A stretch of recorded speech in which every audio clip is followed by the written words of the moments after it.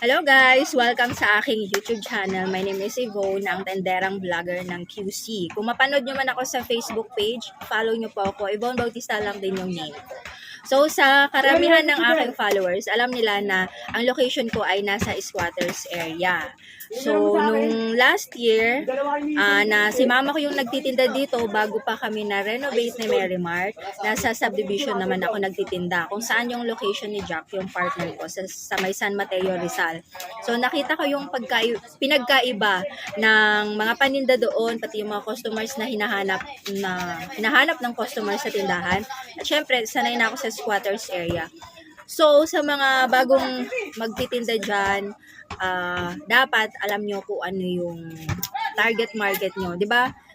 Example, dito, squatters area, pwede ka bang magtinda ng mga mamahaling produkto na mahal, hindi kayang bilhin ng mga kapitbahay mo? Katulad na lang dito sa kabila, may nagtitinda ng ulam. Napakamura ng gulay niya, 15, tas yung karne, 40 pesos lang. Pero kapag nandun kami kila Jack, yung may nagtitinda doon ng mahal ng paninda niya, kapal ng mukha. Kasi namimili kami sa palengke, namimili kami, 'di ba? Alam naman namin ang presyo, halos same price lang naman. Minsan nga mura doon kasi probinsya 'yun eh, Rizal 'yun eh, province na siya. Quezon City ito, nasa NCR, medyo mahal dito. Pero ang ulam nila doon karne 60, 70, 80, isang order lang. Ang gulay nila 40. Kung nandito ka sa amin, yung 40 pesos mo, karni na. So, di ba, ang mahal nilang magtinda doon kasi yun ang kayang bilhin ng mga kapitbahay nila kasi nasa subdivision. Medyo naka-LL ng konti. Compare naman dito na talagang hanap ay mura. So, example, yung bigas ko, bihira ako mabilhan ng tigli 5 kilo. Ang kadalasan ay kalahating kilo. Believe it or not, may bibili pa nga dito ng bigas na 1/4. So, binibigyan ko na lang kasi yun lang kaya ng budget talaga eh. So, si Jack, bago siya dito nagtinda, ilang buwan pa lang, minsan naiinis siya kasi, example, may bibiling bata, bibili ng gami, 5 piso, or kung ano mang candy dyan, or pagkain. Tapos, maya-maya, may babalik. Kasama na yung nanay ng bata. Ibabalik yung biniling pagkain kasi daw pambili pa nila ng ulam, pandagdag sa pambiling ulam. So bihira na walang bumalik na. Minsan nga pag may 20 pesos yung bata, is gusto niya iubos lahat ang bili, hindi ko binibigay kasi abala yun sa akin kapag bumalik yung nanay kasama na, ay wag to lahat, 5 piso lang. Ibabalik yung 15 pesos na nabili. Ganun, kabisado ko na yung ibang bata na medyo naka-LL at medyo sakto-sakto lang yung pera. So dito, wala kaming tindang mga debote na toyo at suka. Madalas, nakikita nyo sa display ko, puro mga sachet. Ito, example lang ito, ng 200 ml. Ito na yung pinakamalaki ko na toyo suka. Kasi siguro sa 100 na tao or sa 1,000 na tao, isa lang may naghanap na debote. Puro ganito. Pero alam nyo, bihira pa ito mabenta. Itong 200 ml na to. Ang madalas na nabebenta, itong 100 ml na 8 pesos ang bentahan ko. So, ito yung mas mabenta. Itong... Teo, lighter daw, Teo. Okay, so alam nyo ba, minsan, ito na yung pinakamaliit, pero naghahanap pa sila ng mas maliit pa. Ito yung may twin pack, na may kasama siyang toyo at suka. Pero minsan, toyo na lang bibilin or suka. Meron namang solong ganito, pero bihira ako makita nun, kaya ang binibili ko yung twin pack. Tapos, kinakat ko na lang sa gitna, bebenta ko ng 5 piso. Mas malaki ang tubo ko. Kung baga, para sa atin, para sa akin personally na nagtitipid talaga, marunong naman kahit pa paano mag-budget, diba? Mas gusto ko na yung malaki ang bilhin. Kung pwede lang, yung gusto kong bilhin ay yung nakabote na. Mas malaki kasi ang bilhin natin, mas nakakatipid tayo. Compare kung bibili tayo ng ganito. Abot nga ng asukal na 5 piso.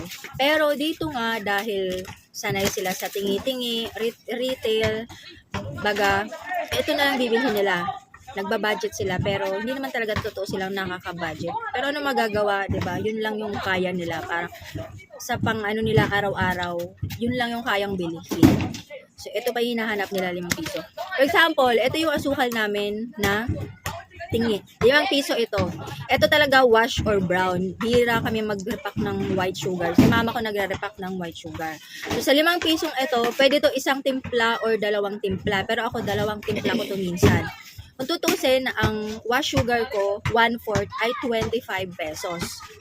So, sa 25 pesos, marami nang magagawa doon pag nirepack ko ng ganito. Bili sila ng bili ng ganito, 5 piso.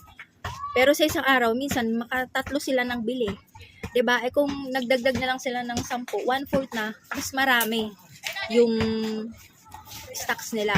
Pero, sanay sila sa bili ng ganito. Kaya nagre-repack kami ng ganito. Pati sa mantika, kung tutuusin. Pero dito, bumili, kahapon lang si yung bumili ng cheese, anong gagawin nga nila doon? Magpiprito siya. So, bumili sila ng 10 pisong mantika.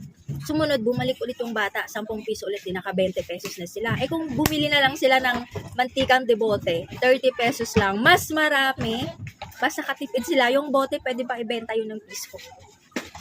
Okay? So, eto naman, meron kaming tatlong klase yung patis namin. Meron pa ito yung dato puti. Tapos ito. So, pag naghanap ng mas maliit, ito yung na-offer ko, Silver Swan na patis. Pero, naghahanap pa talaga sila ng mas maliit pa. Ito naman, yung pinakamaliit. Yung parang isang gamitan lang, tas tapon mo kaagad. So, ano pa ba yung meron tayo yung maliita? So, dito talaga sa amin, mabenta yung maliit, mga patingi-tingi. Kaya minsan, nag-aalangan akong magtinda kapag alam kong mahal na, tas branded. Dito kasi, hindi importante sa kanila yung brand. Bihirang-bihira, parang 3/4 lang or guhit lang naghahanap. Ano, Nay?